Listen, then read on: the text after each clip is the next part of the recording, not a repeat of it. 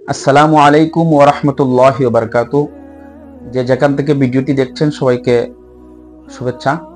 আজ আমরা গুরুত্বপূর্ণ একটি গ্রন্থ নিয়ে আলোচনা করব।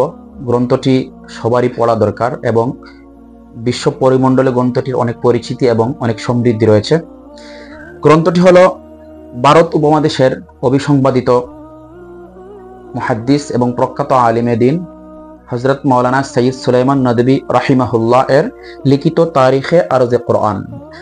এই গ্রন্থটি রচনা হওয়ার পর তার জীবদ্দশাতেই মিশরের দারুল কলম থেকে সৈয়দ আকরাম নদভী এটাকে আরবিতে অনুবাদ করেছিলেন এবং যখন আরব থেকে এই গ্রন্থটি রচনা হয়ে আসছিল তখন বিশ্ব পরিমণ্ডলে বিশেষত আরব যারা পাঠক রয়েছিলেন এবং শায়েখ স্কলাররা রয়েছিলেন তারা গ্রন্থটির অনেক প্রশংসা করেছিলেন।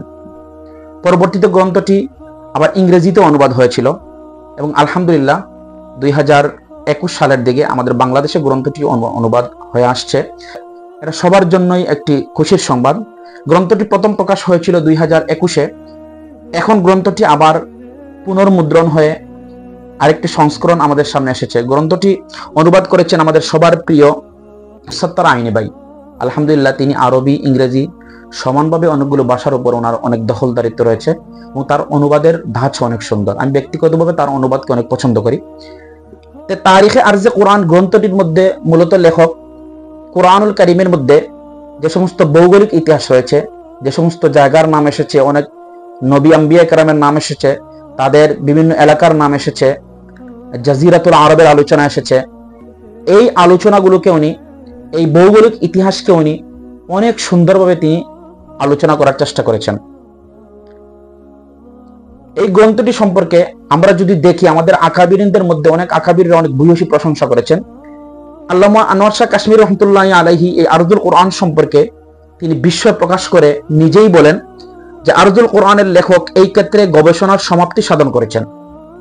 তার মানে আনোয়ার শাহ কাশ্মীর রহমতুল্লাহ আলাইহির ভাষায় এই বিষয়ের উপর এই গ্রন্থটি একমাত্র শ্রেষ্ঠ এবং সর্বশেষ গ্রন্থ। অনেকেই এই গ্রন্থ তারিখে আরজে কোরআনের উপর অনেক গ্রন্থ রচনা করেছেন, কিন্তু সব গ্রন্থ একত্রিত করলে সবাই এটা স্বীকৃতি দিয়েছেন যে সব গ্রন্থ থেকে এই গ্রন্থটি সবচেয়ে তথ্য সমৃদ্ধ গ্রন্থ হয়েছে। এছাড়াও মুফতি সাব্বির আহমদ উসমানী এই গ্রন্থ সম্পর্কে অনেক ভূয়সী প্রশংসা করেছেন এবং বলেছেন এই গ্রন্থটি অত্যন্ত অসাধারণ একটি গ্রন্থ। এছাড়াও আলী হাসান নদভী রহমতুল্লাহ আলাইহি এই গ্রন্থ সম্পর্কে অনেক ভূয়সী প্রশংসা করেছেন। তাছাড়াও উস্তাদ শামস তাবরিজ এই গ্রন্থ সম্পর্কে তিনি বলেছেন, যেটা বইয়ের ফেলেপের মধ্যে আপনারা দেখতে পাবেন, যে গবেষণায় ও নিরীক্ষণে সাইদ নদভীর মনোনীত পদ্ধতির সর্বোচ্চ শিখর হলো তারিখে আরজুল কোরআন। আরবি ও ইংরেজি উৎস, ইসলামী, ইহুদি, রোমান ও গ্রিক গ্রন্থপুঞ্জি এবং প্রত্নতাত্ত্বিক তত্ত্বাবলীর ব্যবহারের পাশাপাশি আল কোরআনুল কারীমের আলোকে আরবের রাজনৈতিক, ঐতিহাসিক ও সাংস্কৃতিক অবস্থার বিবরণ ও বিশ্লেষণ এ গ্রন্থের প্রধান বৈশিষ্ট্য। এছাড়াও আমরা সবাই জানি উর্দু ভাষার প্রখ্যাত সাহিত্যিক মাহাদি ইফাদি এই গ্রন্থ সম্পর্কে আক্ষেপ করে বলেন যে আমি বিস্ময়ে বিহ্বল হয়ে পড়েছি এই ভেবে যে ইউরোপের কোন একটি একাডেমিতে আমার প্রত্নতত্ত্ববিদ বন্ধুদের দ্বারা 60 বছরেরও বেশি সময়ে যে কাজটি সম্পন্ন হওয়া উচিত ছিল তা আপনি কিভাবে সম্পন্ন করলেন।